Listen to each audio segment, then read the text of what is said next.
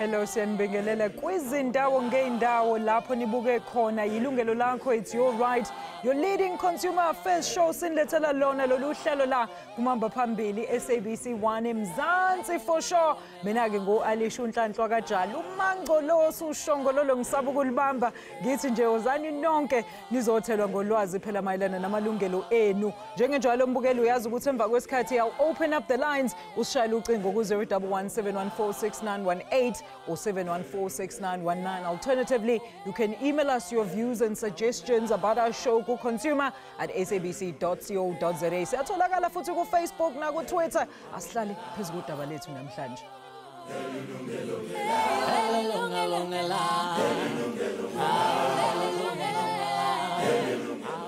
Mukeli kulesi sikhathi sobunzima somnotho lapha eMzansi abaningi bakithi bazithola besaqhubeka ukwentula kodwa akwazibuza ukuthi ngabe kunjani ukukhulisa abantwana ngaphandle komzali okubambisa akuxhase ngezidingo zabantwana. Lokhu ke into ejwayelekile komama abaningi abalwa nobaba abangafuni ukondla izingane zabo.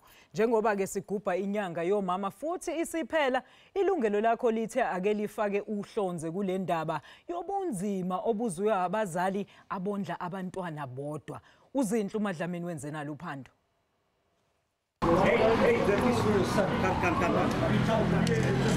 Lona ke ngumthelela wekungondla. Konke lokhu kwendeka ngaphandle kwenkantolo. Ngesikhathi munye umtali ayomangalela lo munye ngoba angondli. Let's go back to the magistrate. Isikhathi lesinyendi bobabe labasolwa ngekubalekela sondlo.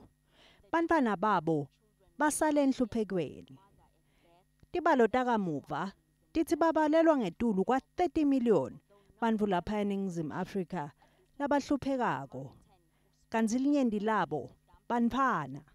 Hulumende ke sowende imtamo yekuzama kondla letinsanzane kepha batali bato baphila. Bantwana labangetulu kwa 12 million batfola sibonelelo sahulumende i-child support grant. Kanti kunanetinkantolo tekumangalela labo labangondli. Kepha kuyo yonke lemitamo sengathi kulabanye kuyehlula. Lokubhlungu ke ukuthi ekugcineni banphana labahluphekako. Kabelo Monama ubati kahle lobuhlungu. Nyalo ke soneminyaka lengu-20. Ukhuliswe ngumake wakhe kuphela. I have to work and I have to study. I think most of it is financially. I could have been financially freed. Asakhula wake wakucabanga ke kumangalela babe wakhe.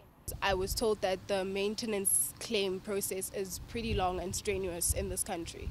So I decided not to do it. Kanti nalabanye bomake bayavumelana naloku. Bathi kulihlazo kumangalela sondlo ngoba behla benyuke enkantolo bateneka ngekuteka indzaba yinye lizo liyoshona. Batekela basebenti basenkantolo labahlukahlukene. Kanti futhi kuthatha isikhathi leside.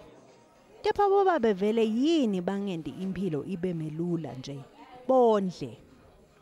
Abanye bobaba abatrainwanga ukuthi baba bobaba. Basabasondlo labanye basuke bangasebenzi. So instead ukuthi umuntu asho ukuthi anginamsebenzi angikhona kwenda lokhu nalokhu uyabaleka kanti ngabe ushito nabambisana nabona kusineno ithuni phuma kanjani kulenzaba. It's a cowardly thing. Perhaps instead of dealing with it they choose a safe place.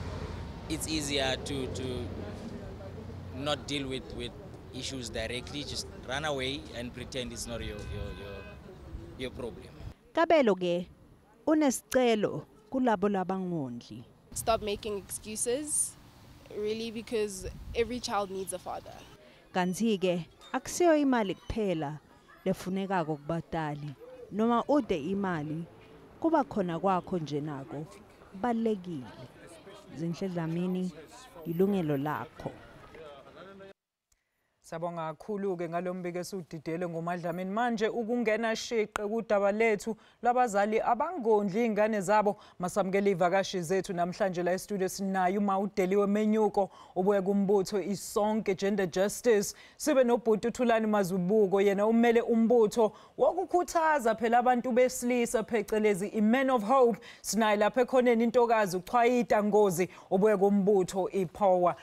Ladies and gentlemen, a very good afternoon. Sanamukela ohlelweni. Thank you. Thank you, Siyabonga. All right, let's first understand ukuthi umsebenzi wenu yini. Mamdeliwe siqale ngawo ntokazi, yini wena kahle kahle umsebenzi wakho? Okay, isonke mama inhlangano esebenza nomphakathi sibhekelele amalungelo emphakathi. Sibheka kakhulu amalungelo ekhaya. Sisebenza nabo baba, sisebenza nabo mama, sisebenza nezingane. Sithi bonke laba banamalungelo. Akungabi khona ucindezelana emalungeleni ekhaya ukuthi impilo yasekhaya izoba right. Okay. Nisebenzisana kanjani nabamthetho nina mhlambe mengabuza? Kusho ukuthi kaningi umthetho siyasibheka ukuthi umthetho wezwe lethu uthini mayelana namalungelo engane noma amalungelo omama. Uma ngabe sithola ukuthi kuba nama gaps lapho mhlambe uma sisebenza phansi ngoba kaningi isonke sisebenza phansi lemphakathini. Uma sifika emphakathini sibona ukuthi umthetho uthize kodwa ngathi awuhambe kahle. Bese sesiyakwazi ungqongqoza lapha kulabo abayenza umthetho ukuthi hayibo lo mthetho wenu usibangela inkinga phansi. Bese kuma kufika isikhathi sokuthi ba review lo mthetho bese sesiyakwazi ukuthi sifake ukuthi singasibona ukuthi ngcono nisho kanje ukuthi sizokwazi usebenzisana kahle nabantu. Okay, so yinina enikhulumela abantu lapha ishoshovi zabantu. But Thulani, insizwa nini umsebenzi wenu sizokuthi nikhuthaza abantu besilisa ukuthi bayazi indawo yabo emndenini naseyinganeni zabo. Osichazele kabanzi nini ukuthi nenzani Men of Hope?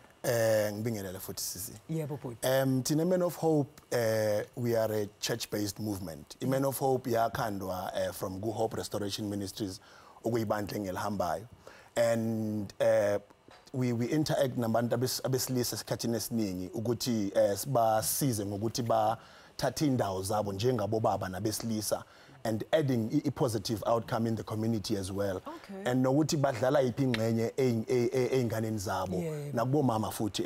So we're doing a lot of that. We've got ama men's fellowship that is why enza esikhathini esiningi we've got ama conferences as well lapho ukuthi we deal with those issues as well where they affect a man as a whole. We basically saying sifuna ukuthi we're not neglecting amalungelo wendoda per se, but sizama ukuthi sibabuyise ukuthi sibabeke ekutheni what is your role as a man that you're supposed to play. Yebo sisikhwayika wena ePower nenzani ntokazi? Ndiyabulela kakhulu sisi. Tina Power siyi women's organization. Si mele abantu abomama abahlukunyezwayo. Kunye nabantwana. Power siyi non-profit organization. Si offerisha as services is psychosocial support for victims of domestic violence and abuse. We also offer legal advice. Yes. We also offer training and education in order to empower these survivors of domestic violence. All right, okay. Asiqhubekeni ngodaba la namhlanje ke ngiyanamukela nonke e-studio. Let's talk about lento esibone lapha ku-insert. I mean kuliwa ngisho khona lapha e-family court. Nithini mina mama nibona le ndaba kanjena? Ngicela ucomment nje ku-insert yethu. Ngiyabonga mama. Kubhlungu khona kodwa into esemqoka mawungabhekisisa ukuthi thina siwumphakathi sesenza ukuthi issue ye maintenance ibe all about money. Inkinga enkulu ibalapho. Uma sikhulumisana nabo baba ngoba kusonke sinama programs amaningi. Khona nje programs esinayo sibiza umen care lapho sihlala nabo baba sikhulumisana nabo baba. Sometimes senza nama research. Sizwela ubaba ukuthi kahle kahle indaba ye maintenance khamba kanjani. Inkinga enkulu mama imali. Isimo se-implement kuyizwe lethu siyasazi sonke. Obaba basebenzi abaningi. Bese kuthi uma ubaba engasebenzi bese kuthiwa hayi phela mangakwazi ukumaintain umntwana ngeke ukwazi ukumbona. Isimo sokuqala leso. Esesibili uyabathola baba asebenzayo kodwa athi nje ngeke ngimaintain ingane. uma uthi uyabheka inkinga yini ngoba nako engasazwani nami ngumama wengane manje fanele kuhlukumezeke ingane so sizama ukuthi sisonke sibheke ukuthi yini okunye obaba abangakwenza ngaphandle kwemali yebo uthi lo mntwana omfana mina ngathola ingane ngimncane ngisenza umatric kodwa umama omntwana enza u-standard 8 ngathi mangiqeda ingadi zalo uthi uma igeze kusena esikolweni athi mina ngiyageza ngithatha ingane yami ngiyise crash ngingafakanga imali uthi ingane yami ikhula nje iyangazi ukuthi ngibabayo ngoba ngihlale ngikhona so sizama ukubheka into enjengalezo ukuthi yini enye ababa bangayenza ngaphandle kwemali uzuthi omunye ubaba mina nginamahloni ngoba indlela esikhulisa ngakho abantwana bethu ukuthi siyazi ukuthi ubaba ufanele aprovide kodwa lengane umfana uthi ngisaba nokuyobona umntana wami ngoba angikwazi nokuthi ngiphathe iphakethe labanana uthi umama umntana athi hayi noma ungenamali wozobona umntana wakho umntana uyakudinga uthi mangifika lapha ngidlala nengane yami uthande ngithola inganeni yami ingidonsa athi ngikhohle nokuthi anginamali so ake sibhekeni more than imali endabeni ye-maintenance asisho ukuthi abo baba banga-maintain ingane yebo ingane iyafuna ukuthi yondliwe ngendlela e-right but ake sibhekeni beyond ngoba izimpi uma ungazibheka around i-maintenance kulwa labantu ababili abaphezulu nango safarayo lapha phansi thank you for pointing that out ma Buthulani usichazele wena Nsizwa this issue yokuthi sinama ATM fathers inane term ebizwa ngayo ayifuneki ngempela leyo nto but nina niqhuquzela kanjani lokho ukuthi ukuba ubaba it's more than just ukuthi ufake imali kwi-bank account yomntwana You know, I think maybe let me also bring in from Gesite in Lam personally, where nginendodana. And where Man of Hope came in for me was maba mangihlala phansi nomfundisi osiphethe ubaba uMathebula and ngimtshela ukuthi nginobunzima ekubeni nobudlelwano nendodana yami because of whatever issues that were going on between me and the mother. And he sat me down and he gave me that counseling and he made me realize ukuthi at the end of the day ingane akusiyona enecala so you don't have to go to uzukhiphele into ekuphethe emntwaneni. And from that I then built a relationship with my son as well. And right now I can tell you that I'm not staying with the son but I'm a present father. Up to a point where not just ngemali yes, correct. Because ekuqaleni kwaku I was the ATM father or the ATM parent whereby ngifaka imali and then that's it. But then the question that umfundisi asked me is if especially as a born again man of God uthi wena uyakholwa indodana yakho who is he learning from? So kusho ukuthi if anything goes wrong where he is concerned it will be basically your fault because you failed to lead and teach the boy indlela lezi ekumele ukuthi azihambe. So it is those things azama ukuthi zingibuyise nami ukuthi ngibone ukuthi yini into uNkulunkulu ayibeke kimi yini into uNkulunkulu ayifunayo kimi as a father because we know it's God, it's Christ, it's man and then it's woman and the children. So the woman and the children they definitely have to follow the man. So you as a man where are you leading them to?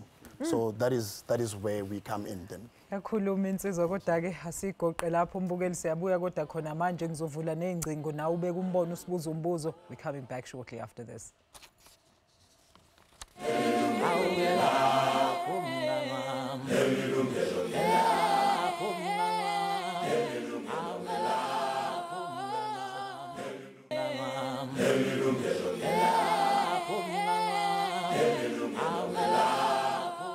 Sikwamukele futhi mbukele emva kwesikhathi ngokuthi ngaphambi kokuthi siqhubeke ngohlelo sizokhuluma nomunye wobaba phela ongafunanga ukuzazisa okhulisa ingane kungekho lusizo luka mama. Will also later be joined by Umam Josephine Beta from the Department of Justice. But for now sisichwayita usichazele kabanzi uke wadila nama case where omama baletha obaba bangafuni ukuthi babhadale i-maintenance yengane and nina njengeponi basiza kanjani labo bantu?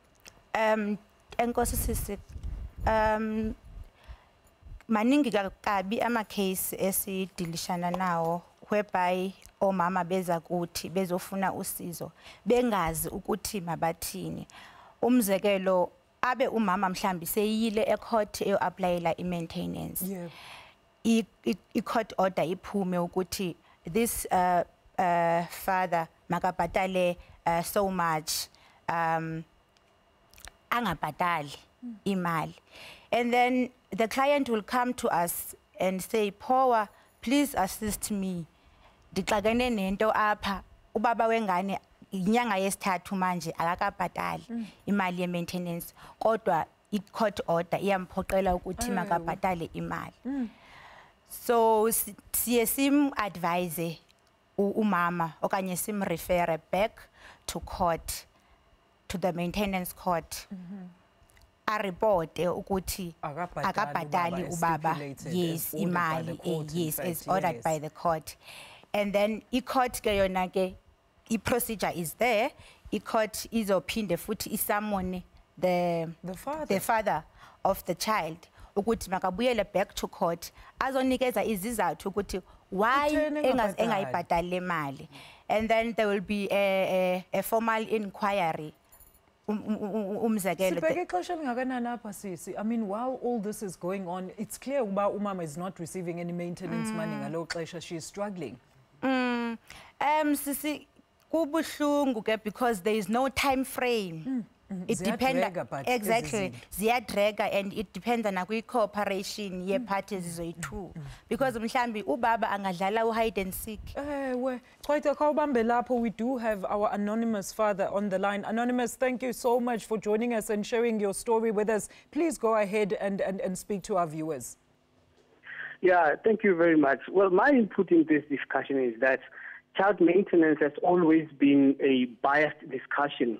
It's looked at in terms of the interest of the mother, which are most of the time all about her emotions and ill feelings towards the father. And the person who suffers at the end of the day is the child and eventually the father. How do they suffer in the end? Is that the absence of the father has a negative impact on the child in as far as the bonds that they have as biological. Yes. And secondly, the consequences are way able to live at. Anonymous, are you still with us? Yes, I'm still here. Yes, please continue, sir. So I'm saying that the issue of tension regarding child maintenance, it drives the father away from the child. It kills the bond. So if the whole matter can be looked at comprehensively, then we looked at the interest of the child in relation to what the mother wishes for the child and what the father wishes for the child, and where they put their differences aside, then we can have an amicable solution. But unfortunately, nobody is speaking for the interest of the fathers regarding the kind of input and role they want to play in their children's lives. And I think that we need to start there, because not all the fathers should be painted with the same brush that they don't want to maintain children. So I feel that, you know, I don't mean to bash women. And my disclaimer is that I do acknowledge that children have to be maintained, and I do acknowledge that mothers work hard to love and nurture the children. But I think a failed relationship is the main cause of a dispute over child maintenance, because you'll find that some of the cases are not about whether or not the father is maintaining, but they are about, I will show you. And then the child is used as an instrument to settle scores. And that is really a devastating effect, because I feel that the courts are putting their head in the sand regarding this. Even some magistrates are not really informed about the plight of the father in child maintenance disputes. Because Baba, if I can just ask, maybe, what is your personal issue with this matter? I mean, can you give us your personal issues that you have encountered, so that, because we can understand, like, we feel that you're coming from a very emotional place, but if you can just quickly and briefly outline to us what you've been through. Well, I'm a father who loves his child, but the problem has been that ever since my failed relationship, I am being pushed away. But money is needed for me through a debit order. And every time when I try to come closer to the child, I get to know me so that I can know her and play a role of a father, I'm pushed away all the time. And I think that the justice system is not being fair towards me, because every time when I have a disagreement about a decision that has to be made concerning my child, I would have the police rock up at my place or at my workplace with guns to deliver a summons that I have to appear in court. But not because I'm not maintaining the child, because I've had a disagreement about a certain decision that I have to take concerning my child. Two, my visitation rights, you know what, they exist on paper. But when the child has to come, there is influence on the child that he must come back quickly, and so forth, and the child becomes uncomfortable because we no longer relate as father and daughter. Yeah. Right now, it is so difficult that I'm really scared that my daughter is going to end up hating me because she was one day asking, Daddy, what is the meaning of the word maintenance? Because my mom never give me anything. How come? Then I said, no, but I give your mom money. The child doesn't know that I'm maintaining her. So when things come, they come from the mother alone. So the court doesn't know this. And I feel that magistrates should be open-minded and they should not be seen to be taking sides. And I don't think the maintenance court appearance should be used as a parading platform that fathers are not maintaining the child, so they must be humiliated. We still have a right to our dignity, and we still have a right of access to our children financially, emotionally, career-wise, and all the well-being of them. Anonymous, thank you so much for your input. Wow, wow. Butulan, what do you want to say very quickly before we break in? You know, these are the issues that we deal with as men. Yeah. And because of Amafora Mafana Nabo Men of Hope, you get to interact with men on one-on-one. And you find that there's a lot of emotional abuse that is happening. And especially with us, Tina Lababazelwe Gabusha. Because they know ukuthi ayikho into ozoyenza ngisho vele ukonyana yamudimu, so they bazokugibela bakwehle ngale bakutshele even izinto even in front of the children ukuthi you are a useless man. So these are the things that we're saying, who is fighting for the men? You know, there was a guy who engakhuluma nawo angitshela ukuthi he was going through a similar problem where naye he was having a problem nomuntu wakhe, and he was saying ukuthi yes, these are the reasons why we end up doing the things that we do. Not that we're justifying it, but we are being emotionally abused. What is being done about that? Butulan will continue after the breaks. It's quite unfortunately, I have to let you go because Umam Josephine has to come and answer ukuthi kahle on the court side. Amadoda amaningi, they feel ukuthi the system is a bit biased towards them. Mrs. Kwaita Ngozi Yenage, she's a legal advisor khona lapha kwiPower. Ama details wakhe are available on our screen, and of course we'll also have them online. Let's quickly take another commercial break. Siyabuya khona manje.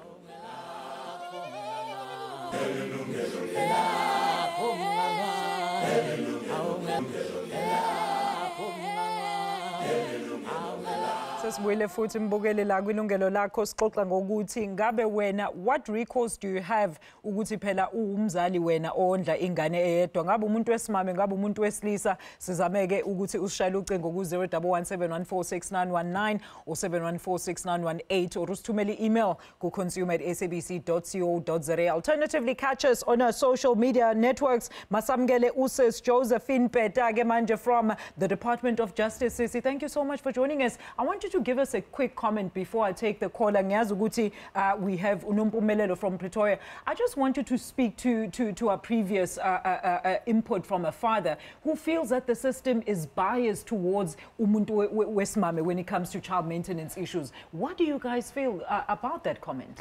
Thank you very much for having me. Yilungelo lana ababukeli. Okay, I wanted to just firstly indicate the fact that maintenance is a deep domestic issue, first and foremost. Sithola ukuthi abazali, the both of them, basebenzisa umntwana as a pawn. Uthola ukuthi the one that has a primary care wants to withhold the child and still spite the one who does not have the primary care of the child. And the one who doesn't have the primary care of the child wants to, you know, spite this very same one who has by withholding the money. Asking for maintenance. Exactly. Secondly, the issue of commercialization of maintenance. In maintenance, you know, we should shed away from this saying of that maintenance is about money. Maintenance is not about money. It is firstly a right of a child. Secondly, a responsibility of the parents. And remember, there was a serious paradigm shift of the laws that regulated parent-child. You know, because remember before we had this common law which says parent had powers over the child. Manje ayisekho lento leyo. Sikhuluma ngamalungelo abantwana, sikhuluma nge-parental rights and responsibilities, which are the rights of the children, which the parents have a responsibility to ensure that these children enjoy. That is why we have this Maintenance Act, which is actually an initiative which was taken from the Constitution itself, which says the best interests of the children are of paramount importance. And when we say that the parents should, you know, their personal issues must take the back seat, and the children's rights and rights and well-being must take the front seat. Absolutely. So we're saying away with that, because the Children's Act, which came into operation in 2007, says that children first, children's rights, parents at the back. All right, okay, we'll deliberate further on the Maintenance Act. Masamukela uSisinompumelelo ePretoria, ngiyaxolisa ukubambisa umbuzo noma umbono. Njani? Siyaphila Ntokazi, unjani wena? Ukhona, nginenkinga la kunomntwana ona 14 years. Yebo ma. So ubaba wakhe bekamsupport sisamncane until manje. Yebo. So ubaba wakhe khona manje ushadile, unomunye umfazi. Okay. So lo mfazi akafuni ukuthi lo baba support umntwana. Uthi mina ngihambe ngenza iplan ukuthi ngikhona support umntwana. So manje problem yami ukuthi ngiyomambisa maintenance or ngenze kanjani because lo baba bekamsupport umntwana kesinto, but iproblem umfazi ahlala naye endlini. Yebo, imizamo osuyizamile okwamanje ngabe yiphi mhlambe khona soqhubeka la ubusuqale khona wena? Umzamo zangiwuzame because baba khe bekamenzela yonke into. Oh, okay. So kwamanje ufuna ukwazi ngingana ngambambisa maintenance kakade amenzela. But this year akabenzeli next total. Mama Nompumelelo, nangu Sis Josephine, she'll address you quickly, ungadrophi ucingo. Sis Josephine. Okay. She's on the line. Kunjani ma? Ngikhona njani? Ngikhona mama. Ngiyabonga ngombuzo wakho mama. Ngifuna ukuthi ngisho into yoqala ne. Akukho umuntu afumene ukuthi astande in between amalungelo womntwana namzali wakhe ne. And over and above that, government has introduced so many initiatives. For example, we have the Office of the Family Advocate, which is there just to promote and protect the best interests of the children. Mina ngingacela ukuthi uye ku one of their offices, especially where you are currently staying, ukuthi this issue you discuss further, mama. The office is there in order to assist, and then and then we can also even draft what we call a parenting plan, so that singanceda abazali whether they are staying together or not, ukuthi bakwazi ukuthi bakhulise umntwana wabo. Okay, Sisinompumelelo uzoya-ke ofisini lapha inamba yika Sis Josephine zikhona la, ungamcontacta na umtshela ukuthi uthole inamba zakhe khona la kwilungelo lakho. Sithemba ukuthi uzosizakala Ntokazi. Thank you so much for calling us. Let's turn our attention now to our social media lapha sibone ukuthi nithini ku Facebook. Usmilo Nohoyeka uthi no, it's because the mothers are making us their workers. To see your child, you must bring something or you are just fooling yourself. The best is let the men see the child, because we also get what you get. Fair man. Siyabonga Nzama uthi I was a boy kodwa nami ndandithi ngisiza umuntu wesifazane and kwenzeka ukuthi ekugcineni kosuku lengane engiyondlayo akusiyo eyami and ngaba neenga impilo yami yonke ngayeka ngisho esikoleni bafowethu. Very concerning. We'll get some reactions to that from Usiyabonga. Andrew Zondi says, hi everyone at the studio. Hi, I have 3 children who stay with their mother. Who can assist me with work, because I do want to take care of them, but I'm an unemployable 54 years. Please. I'll put Andrew Stembo ukuthi maybe some potential employer ukhona lapho ulalele khona ezozama ukuthi ngoba unaso isifiso sokuthi uwondla abantwana bakho kodwa ke ngebhadi umsebenzi wakho. Let's turn our attention to Siyabonga Nzama uthi uzamile ngempela, and this thing has hurt him ukuthi after maintaining umntana and doing right by this child, it turns out ukuthi umntana kuseyena wakhe. Mamdeliwe. Yeah, ngiyayizwa lento ayisho ibhlungu mama, kodwa njengoba esho ethi une-anger kusemqoka ukuthi mhlambe athole i-counseling. Kunama organization apha i-counseling for abobaba, athole i-counseling ukuthi akwazi ukuthi adile nale anger engaphakathi, ngoba usazoqhubeka abe namanye ama-relationships, angathathi le anger ayofaka lapha kule relationship entsha. So he must deal with this anger anayo. But Thulani ngifuna ukukhuluma ngalothi no, uthi nje omama bafuna thina kube ibona basebenza kuthina labo mama kahle akafuna ukwenza lutho. Uma uyobona ingane kumele ufike uqiqingile uphethe oplastic ngoba ngeke uvunyele ukuthi uyibone ingane mangaba uphethe lutho. Is this the narrative that we really want to ukuthi si promote in our society? And unfortunately we don't want to promote it, but it's happening. It is a reality. And njengoba Sis Josephine sakashilo ukuthi unfortunately abantwana they are caught in the middle of what's happening between the parents. Yes, and it is unfortunate that it is definitely the child that suffers. So lenda bayokuthi mele akusi imali ekhulisa umntana. Money can help raise a child, but it's not money that raises a child. I mean, khona manje I'm thinking I received a call about the son was behaving in an ill-mannered way. And I managed to pick up the phone and ngakhuluma naye ucingweni ukuthi awukwazi ukwenza nje until uzokwazi ukuthi uyazisebenzela uwazi ukuthi uyazondla futhi uyazigqokisa nani uzomlalela umama wakho ukuthi uthini. But if kungukuthi angikho as a father present uzozenzela noma yini and yabona enye into ukuthi maqala behavior kanje towards his own mother ngitshela ukuthi 10 years down the line uyobheka kanjani amanye amantombazana ngaphandle. So let us not restrict the men from seeing their children just because ubaba akasebenzi or because akananto ayiletha etafuleni. But the fact yokuthi he's present and he wants to instill certain values in the child's life, allow them to do that. Because it is the child that suffers at the end. Siyabonga kakhulu. But Zakhele Shabalala Springs insizwa othi qabaqaba nje umbuzo noma umbono siyakwamukela ohlelweni. Ninjani ma? Siyaphila insizwa. Ngiyaphila ngibingelela bonke ohlezi nabo abanalele elayini. Siyakwamukela Shabalala. Yebo. Yebo but ekufanele mina mama ngithanda ukusho ukuthi ngithena nje ukungeza.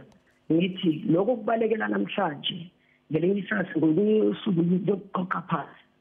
Uma ngabe singobaba sibalekela amalungelo okondla nokukhulisa ingane zethu esizizele bese siyazi ignore.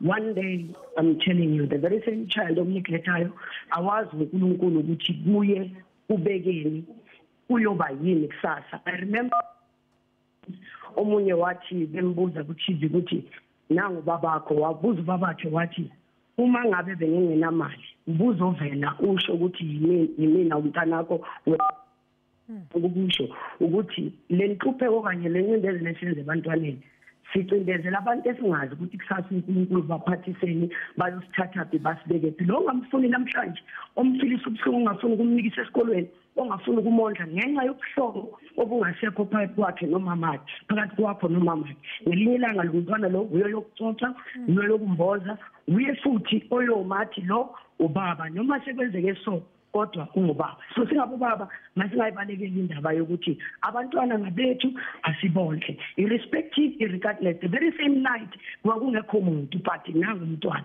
thatha indawo yakho yenza ukufanele njengobaba ungalokuciciza ushona lengane ingane ikhona ngenxa yethu asenze okuright. Siyabonga kakhulu baba Zakhele. I just hope ukuthi zonke insizwa lapha especially the fathers or if you thinking to be a father ukuthi ukuba ubaba doesn't mean ukuthi ufaka imali nje wena ukuthi umntana akhulu. It takes a lot ukuthi ukhulise umntana. Mbukele masiphinde sithi shalele ngasayitolo. Please join us shortly after this.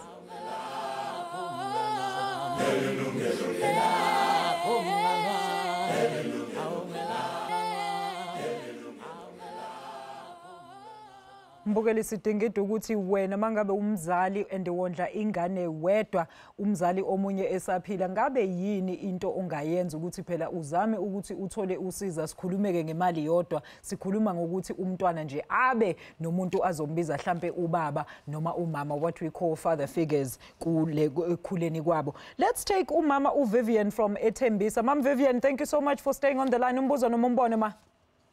Mina ngithi ngicela ukubuza sisi. Buza ntokazi. Wenza njani umuntu mayikuthi indoda uba wengane ubuhlala naye engasebenzi wena as a mother wondla umntana wondla nayo indoda bese indoda maseqala ithola umsebenzi seyamuva kuwe akasahlali nawe then uziqhubeka uzikhulisela umntanakho umntana makezile kuwe ezemaholidini le ndoda mayibona umntana acomplain ngokuthi umntana usilimile wehlile but there is nothing akayenzayo for umntana kodwa uyakwazi ukuthi maka comment ngokuthi umntana wehlile emzimbeni but ayikho into akanza akamazi umntana ukuthi uyaqoka ngama Christmas umntana uyafunda akamazi ukuthi umntana esikolweni uyakhera or kwenzakalani ngomntana so wenza kanjani umuntu makenza izinto ezinjalo because ukufilisa ipain ukuthi akenzi next but uyakwazi ukuthi acomplain ngomntana Buthulani uthini siyabonga mam Vivian. I think leyilula kakhulu nje makahambe naye aye kwabantu bomthetho. Let them help ukuthi bathathe lo muntu lo because yabona amadoda nje we don't tolerate such men because after sonke lesikhathi amnakekele angasebenzi manje seka right sekabona ukuthi makabashiye. The grass is green. We don't subscribe to that. Let her go and to the authorities let them deal with the men but let him pay by force because angisho manje akafuni makacelo so zikhona indlela around that. Okay, but Josephine osichazele iziphi lezi indlela uButhulani ekhuluma ngazo umthetho where they can literally bangena kanjani ukuthi benze sure ukuthi if ubaba uyasebenza then there must be a way ukuthi maintain umntwana even if ukuthi ke he doesn't even want to be present akenze okunyeke. Ziningi indlela ziningi. Oqala kungayiza ukuthi angithi kuzofuneka ukuthi baye magistrate court khona maintenance court mabafika lapha bazothola maintenance officer who will attempt ukuthi mediate between the two of them, because remember ukuthi sifuna ukuthi sisuse lento leya maintenance from the adversarial system. Asifuna ukuthi abazali balo, sifuna ukuthi create an environment where in they sit down and have a conversation about the needs of their children. We want to advocate that. Yikho ngithi abo baba nabo bangathi the system has an imbalance of some sort. Nabo kumele ukuthi baphakame balwele amalungelo wabantwana babo. And if kungafumala ukuthi you have the means but kepha awufuna ukuthi maintain umntana wakho kuzenziwa i-court order. And if you violate that court order, you risk being imprisoned for a period of 3 years. Or you risk being fined. And again, you risk with your name being listed kwa these credit rating houses as well. Again, you risk impahla zakho, your houses, your movable assets and everything being attached. Again, you also risk ukuthi kube neganishi on your payslip ngenxa yokuthi wena awondla umntwana. So ziningi indlela. Mina what I will advise abantu ukubenza ukuthi iyane ema-court. Iyana ema-court umuntu angathi yazi ilento i-process inde and all that. Iyana ama-court, at the end of the day it will bear results. It will bear results. And umuntu azi ukuthi you can even request for interest. You can even request for like for all exactly. Abantu mabaphakame balwele amalungelo wabantwana babo. On both sides, it is not only about Abu Mama. Abu Baba, if Abu Baba feel like Umama is busy, like interfering in respect of the relationship, because remember we want to cultivate a relationship. Absolutely. We are not talking about commercializing this issue. Let's cultivate this relationship. If Umama is interfering unlawfully or illegally, so Ubaba has a right now. He can stand up, go to the children's court. Go to the children's court. I'm referring you to the office of the family advocate. We will do an investigation because we are a multidisciplinary office, which is consisting of family advocates and family counselors, so that we can also look at this issue from a psychosociological point of view as well. Ma'am Telio, I know you wanted to add Uguti Nabo Baba Bangaya, but I just want to quickly take Usinazo from Ebramfontein Gade Bambilo Tingwen. Sinazo Segamgelo Numbuzo no Mumbone. Good afternoon. Hello, Sister Teresa. Hi, Sister. Siyaphila njani? Siyaphila Sister Nkosi. Qhubeka Ntokazi. Ndifuna ukungqinela nomama uthi kukumama uthi abantu babaphakame for amalungelo wabantwana babo. Yebo. Umama lona uqinisile, especially mawuye ecourt. Court lena eNew Town bayakunceda ngalendlela ofuna ngayo. Lapho ndiyabaxhasa shem bayakunceda kakhulu. But into endifuna ukuyibuza ne umuntu xa ufake kwi-garnish order ne. Yebo. Mawufaka kwi-garnish order kumele ukuthi imali yadlula kufika i-20 kufika i-22 ungayenza kanjani at least mhlawumbe ifike nge-10 because sometimes ufuna ukubhatalela abantwana i-school fees. Oh, okay. Uchange i-date le abayilokhuzile abayifakile enkantolo la kuhamba khona i-garnish order ma. Ubona uba imali kaJune ifumana ngoJuly kaJuly ifuna ngo-August njalo njalo. Oh, nangu Sis Josephine. Sis Josephine, do you want to quickly address her while she's still on the line? Yebo. Sawana mama, kuzofuneka ukuthi ubuyele back to court ne uyenza what we call a variation or a substitution application ukuthi kuchangewe lawa ama dates lawa. So you cannot alter a court order via back door. You cannot go when uye ebank uthi because remember that order was served on your employer. Ukuthi bathi before bakunikeza salary yakho kuzofuneka ukuthi batsale khona lana then bathathe le yomntwana and then from there bakunikeze yakho. So kuzofuneka ukuthi ubuyele back to court and then wenze i-variation application. How much time is she looking at? I-process yoshintsha ama-dates kube into engakanani sister? Because of it goes via application kuzodependa on the court role of that particular court. So yena makaye ku the maintenance officer law of the court which issued that particular court order, then bazamnceda khona lapho. All right, sisinazo ngithemba intokazi uthi uncedekile nawe lapho. Sister Liu, please add to that. We're just talking of ukuthi obaba abaningi abazi ukuthi banamalungelo nabo ukuthi angayithathela yena isinyathelo sokuthi yazini lo muntu engidila naye ngathi cha ngempela she's beyond reasoning with what ngihambe mina because I want to maintain my child njengoba eshila ubaba ukuthi yena he wants to maintain his child but umntana unikezwa every reason ukuthi benze sure ukuthi angayiboni ingane yakhe. Talk to us about that. Yeah.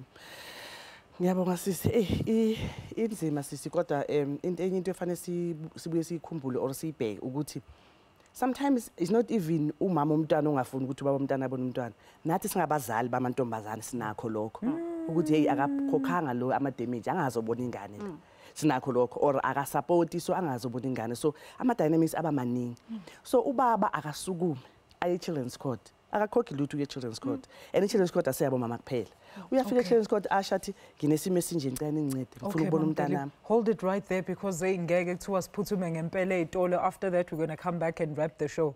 Let's join you after this.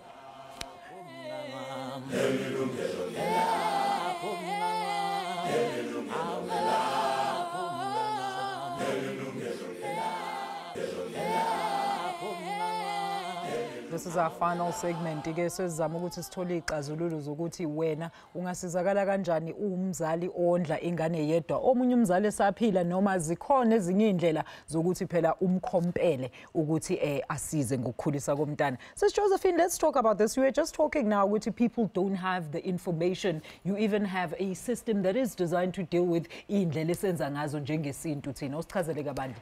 Yeah, Leo, it relates to what we call family group conferences. Uthala ukuthi, you know, remember in our African ways of doing things, umntana sithi umntana ukhulisa nge community. Uthala ukuthi ngibe nomntwana angishatanga kepha ubaba wami uthi this boyfriend of yours is not going to see this child. If that is the case, then children's court is providing such services wherein bazobiza wonke umuntu in respect of whom that child, you know, like is subjected to. Ababizwe bonke and then kuyoxazulula le nkinga between bona. And kunga pheleza kuthiwa lo baba lo maka bhatele whatever le ubayifunayo maybe in installment or whatever, but we must just find ways because if we know to protect this child's best interest at the end of the day. Mama Deliu, what is your closing statements namhlanje? Banganithola njani abantu? Mama thina njengoba sisonke sisebenza nemiphakathi asebenzi like on one and one. Okay. Siyenza ama groups kwemphakathini nama parents both abo baba nabo mama. Sizama ukubashare information. Bani abantu or how do you identify ukuthi nikhuluma? Singene emphakathini mangabe kune issues sifuna ukuaddress si identify ama volunteer. Baningi abantu lapha phansi abafuna ukuthi babe involved ngama issues akuma communities abo. So sifike sibancede sibanika ulwazi la sibona ngathi bayashota khona. Kodwa siba train ukuthi basebenze nomphakathi bancede ukuthi sithuthukise ama rights ama family members abobaba nabo mama. Kodwa into esemqoka for mina information. Ama parents mabe ne information yokuthi ukukhulisa kwengane is between umzali umama nobaba. And akusho ukuthi mangabe singahlala sobabili sikwazi umkhulisa umntwana. Singakhulisa umntwana sihlala separate places just to be present. Ngoba kwazi ukuthola abobaba present ekhaya every day but angekho emotionally there. Yebo. Mina ngikangi daddy's girl so I know all about ukufuna ubaba present. Abe emotionally involved. Yes, that's important. Awusirephela uhlelo nsizwe sifuna ukuzwa nje kuwena njengobaba. To a son, a father is a role model. To a daughter, he's a husband. Because that is the kind of man that she will want to marry one day. So to be not present in a child's life is really why we are having these problems in our society. So I'm saying we can change the world one man at a time. So if there are men who also need to, you know, but if there's a man-to-man type of conversation, we can resolve these issues. So you can find us, Tina, we are based at Chlorkop. Our telephone number will be on the screen as well if you want to discuss with us. All of you, thank you so much for your sound input today.